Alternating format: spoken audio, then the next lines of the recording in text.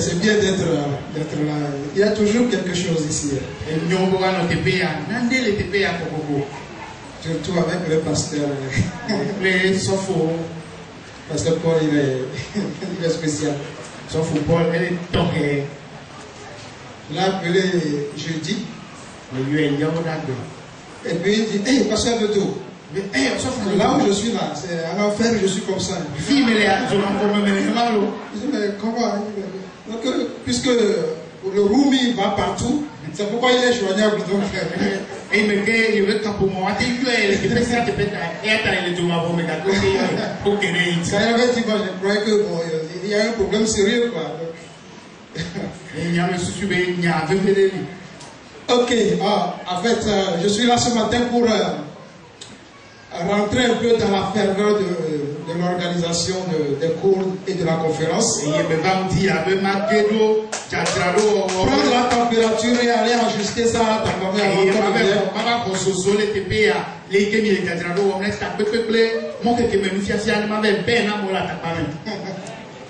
et on bénit Dieu pour vos vies. Pasteur Joël, dans sa lettre de remerciement, dit que ce n'est pas la dernière fois, mais il va attendre un peu.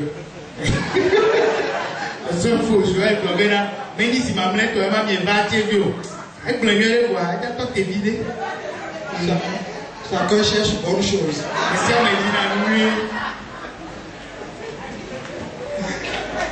Mais c'est à Tapabé le tour, c'est pas. Est-ce que ça se discute? Tu ne calcules pas. Ok, merci. On se porte bien à Tapabé. On a fait un mois de temps de prière incroyable. Le mois de mai. Voilà, dans ce genre de programme, ce qui fait du bien, c'est de voir la participation des gens aux réunions de prière.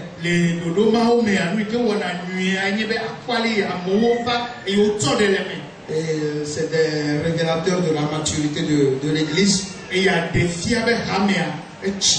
donc, vraiment, l'Église a répondu, c'était un temps fou. Tous les matins, on se réunissait à 5 heures. Du 1er mai jusqu'au 31 mai, tous les matins, on a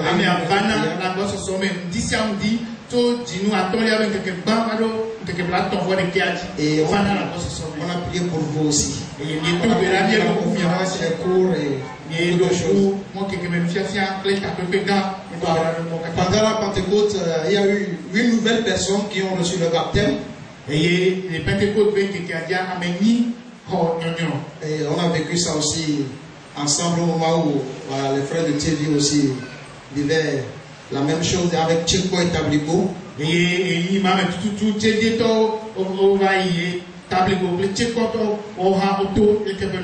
vous le savez, l'église d'Atapamé a un terrain à Gonou où on a commencé la construction du temple à l'étape fondation. Et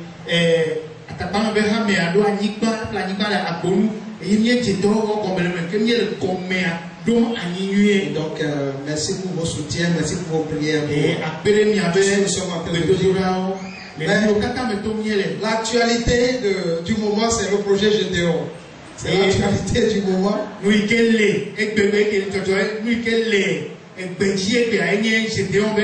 Voilà. Il y en a qui ne savent pas ce que c'est pas compliqué.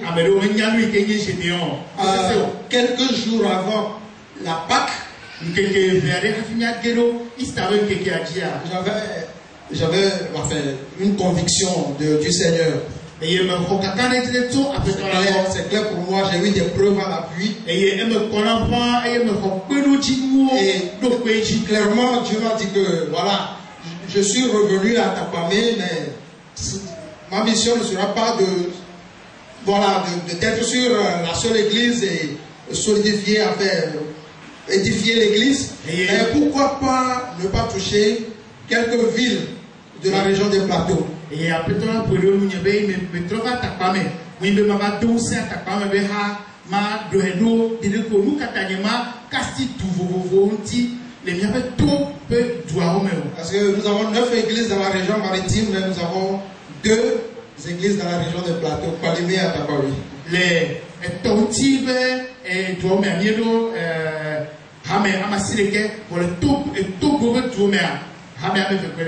Donc j'avais fait un tour à Amlamé. Et j'avais reçu la vision. Je sillonnais un peu la ville. Et puis voilà, c'était clair pour moi avec un plan à l'appui qui peut avoir des imperfections, mais c'était très clair avec des précisions. Et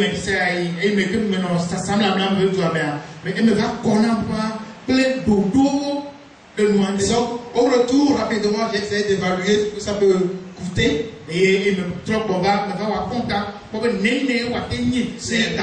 Si on loue un terrain sur un an, et qu'on avait un soutien d'un missionnaire sur un an, et qu'on construise une église pouvant contenir une cinquantaine de personnes, avec une quarantaine de chaises plastiques. J'avais évalué tout ça, et ça faisait environ 2 millions. 1 983 000 précisément. Et donc je me suis dit, bon, je vais trouver 50 amis qui vont financer ça à hauteur de 30 000 francs par an, enfin, par individu. Et puis l'église d'Atakpamé va se débrouiller pour trouver les 500 000. Et il m'a dit, alors, si les 50 personnes dont 30 000, ça fait 1 500 000.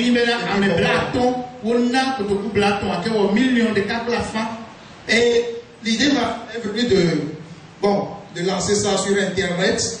Et le frère Christian du Gabon, il a lu, il a demandé qu'est-ce que c'est. Je lui ai expliqué. Et c'est lui qui a dit, mais si on utilisait les 300 soldats de Gédéon, et Christian de Gabon, et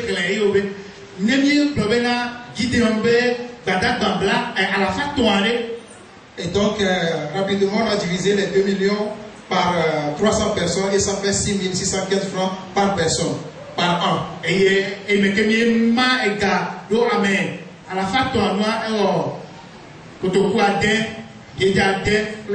C'est de là qu'est venu le nom projet Gédéon. Bon,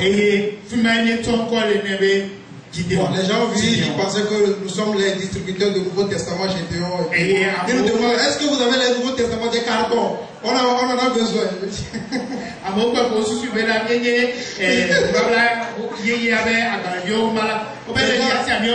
ont demandé d'être traités. On les a envoyés ici. Je ne sais pas s'ils sont arrivés, mais on les a envoyés à l'église ici pour s'entretenir avec le secrétariat. Donc, bon voilà, mais pour le moment, le projet est lancé. Et je disais que j'avais eu des confirmations parce que c'était le mercredi avant Pâques. Et je retournais à Amlamé. Et je me suis dit, bon, je vais attendre mon pasteur quand il va venir et je vais lui soumettre s'il est d'accord et puis bon, on va lancer. Et quand le pasteur était revenu de l'Europe, on n'a pas eu le temps de discuter. Vous pouvez constater que durant toute la convention de Pâques, il n'a parlé que de la mission. Et pour finir, que chaque église vienne l'année prochaine avec une église fille. Donc là, j'ai mis la signature.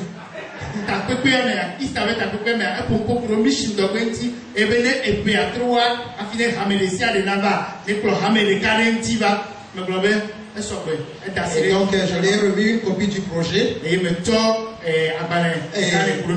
On a commencé des contacts à Amlamé. Il y a une radio locale qui est là-bas qui s'est proposée de nous accompagner avec un prix forfaitaire.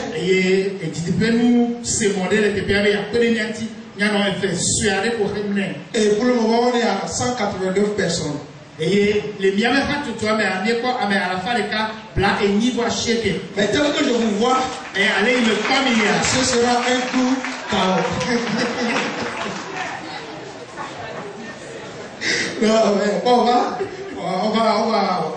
On va vivre ça, on va voir ce que le Seigneur va faire. Je suis sûr que je ne suis pas appelé à rester à Atakpamé longtemps. Mais je me suis dit, ici c'est 2 ans, pourquoi ne pas ouvrir de nouvelles églises avant de partir?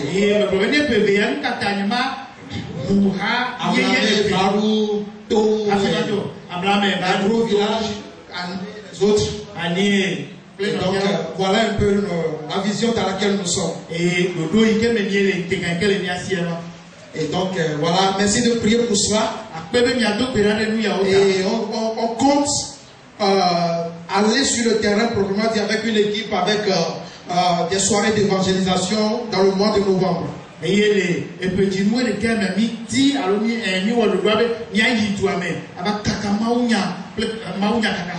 Bon, maintenant, le reste appartient à Dieu. Amen. Amen. Alors, merci beaucoup. Juste un verset pour laisser la place à notre pasteur.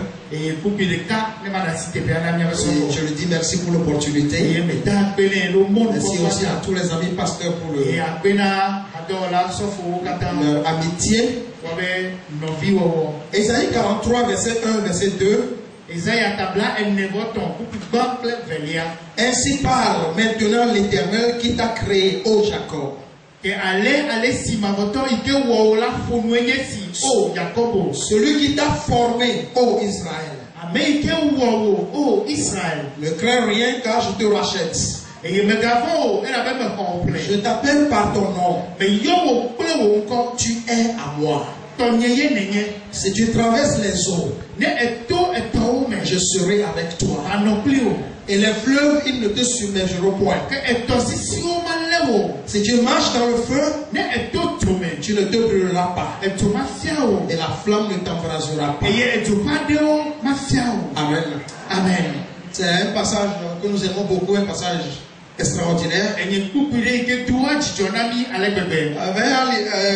En lisant ce texte ces derniers jours, il y a quelque chose qui m'a sauté aux yeux que j'aimerais partager avec vous.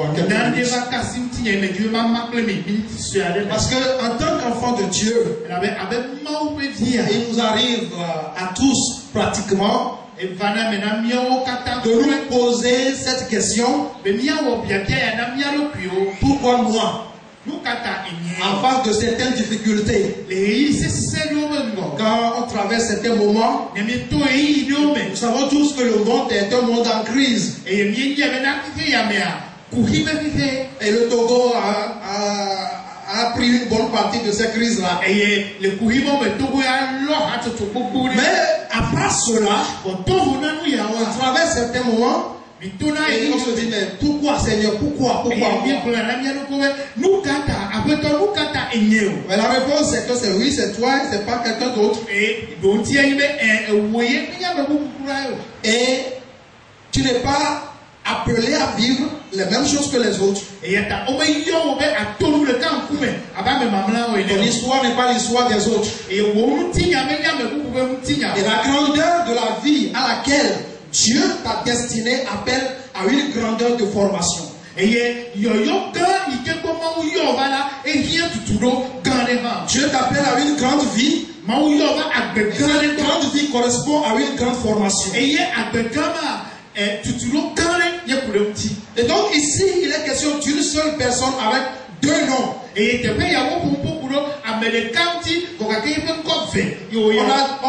On a parlé de Jacob et on a parlé d'Israël. Jacob, c'est l'usurpateur. Israël, c'est le prince de Dieu, celui qui a combattu avec Dieu et qui est trouvé vainqueur.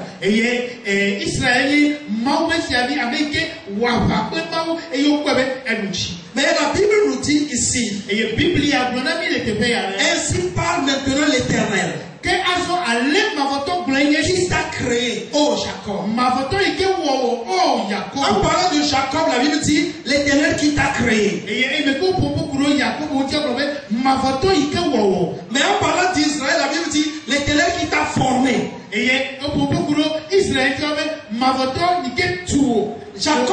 Jacob parle de notre ancienne personne. Et Israël parle de notre nouvelle personne. Celui qui a lutté avec Dieu. Et qui a déclaré vainqueur. Et quand on voit l'histoire de la lutte de Jacob et de l'ange, L'ange de l'Éternel, bien sûr. En réalité, ce n'est pas Jacob qui a gagné. C'est l'ange qui a vaincu Jacob. Et l'a même déboîté au niveau de sa hanche. Mais Jacob est devenu vainqueur. Dieu a déclaré Jacob vainqueur. Parce que la victoire du chrétien, c'est de se laisser vaincre par Dieu. Jacob s'est laissé vaincre par Dieu. Et c'est ça la victoire de Jacob. Quand nous nous laissons vaincre par Dieu, Dieu appelle sa victoire. C'est notre victoire. Si je me laisse vaincre par l'appel de Dieu, si je me laisse vaincre par la volonté de Dieu, si la parole de Dieu dit quelque chose et je me laisse vaincre par cette parole, là j'ai la victoire. Mais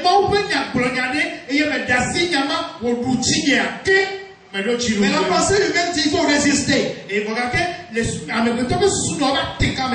quand tu as le dessus que tu as la victoire. Mais la pensée divine dit laisse-toi vaincre par Dieu. Et c'est là que tu as la victoire. Donc le nouvel homme, c'est Israël. Et 2 Corinthiens chapitre 5 verset 17 dit, si quelqu'un est en Christ, il devient une nouvelle personne. Donc toi et moi, nous ne sommes pas simplement créés par Dieu. Parce que quand vous voyez le temps du verbe créer ici, c'est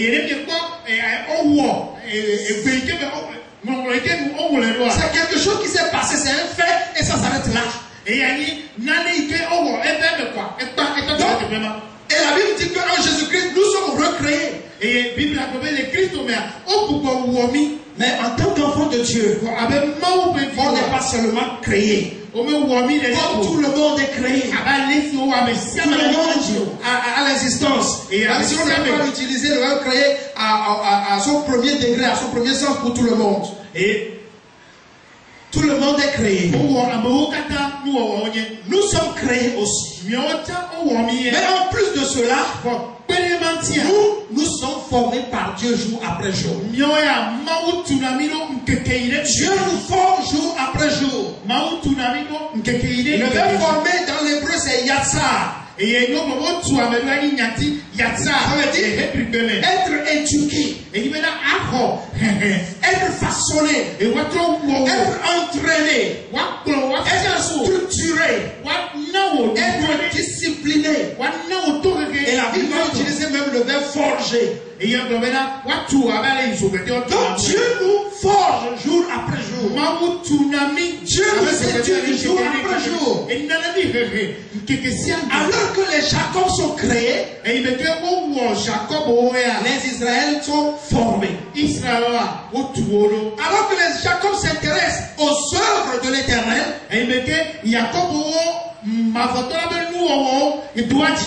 Israël s'intéresse à la voie de l'Éternel, aux manières de l'Éternel et au chemin de l'Éternel.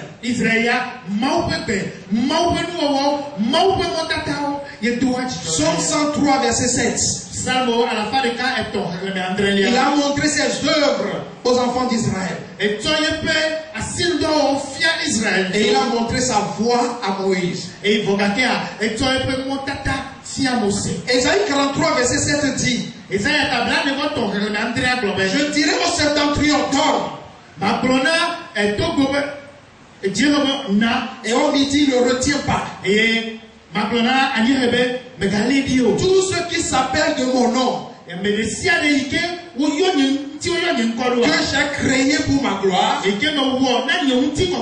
j'ai formé et que j'ai fait.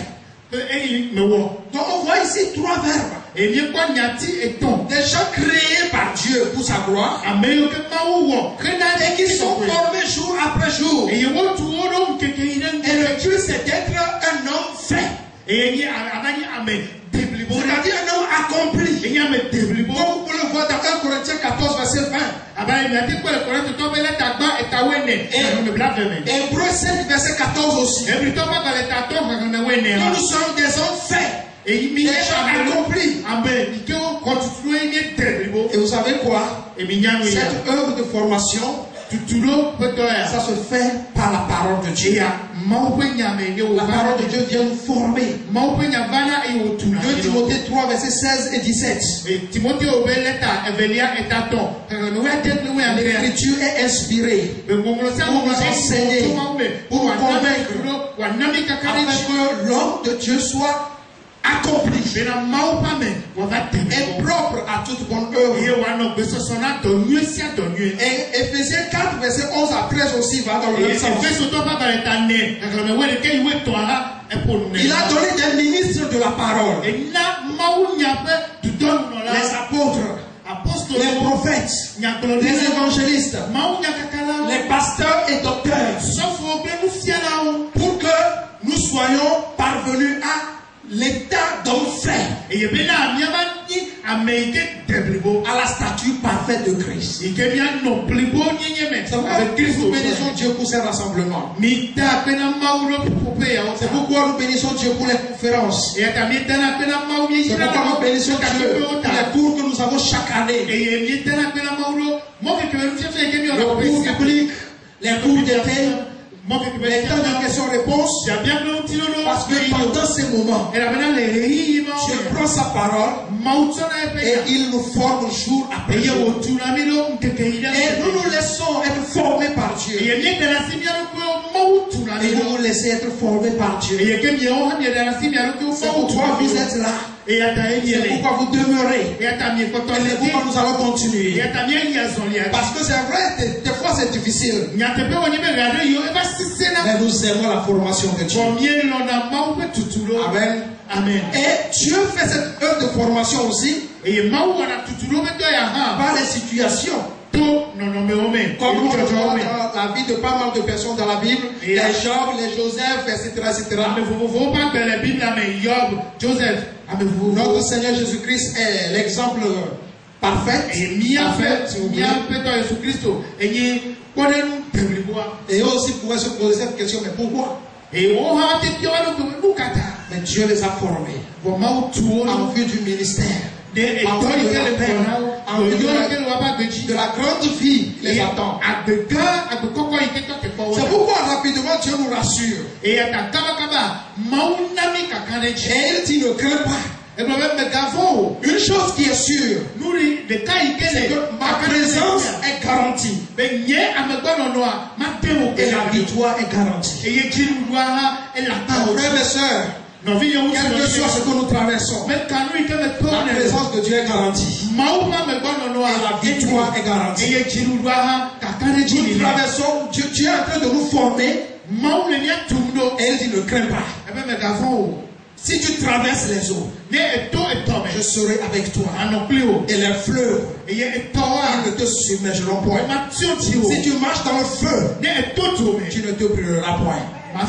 Et donc on accepte la formation. On ne va pas faire comme Naomi, qui va quitter Bethléem, la maison de pain, aller sur le territoire de Moab. Parce que elle fuit la formation. Mais on demeure. Même s'il fait chaud à Bethléem, on demeure. Si à la famine à Bethléem, on demeure. Et si, vous savez, notre maison ici, c'est Bethléem. C'est la maison de pain.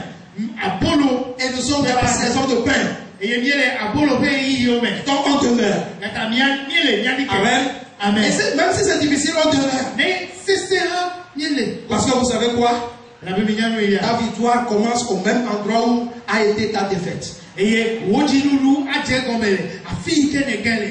ta solution commence au même endroit où tu as eu les problèmes. Car quand elles vont chuter dans le jardin d'Éden, Dieu a trouvé la solution. Dieu a donné la solution au même endroit. Et là où Jésus est mort, c'est là où il est ressuscité. Et là où Joseph a connu les profondeurs de la prison, c'est là aussi il a connu l'élévation du règne. Et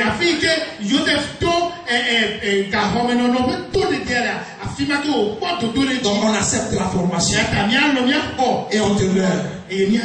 Que le Seigneur vous bénisse. Amen.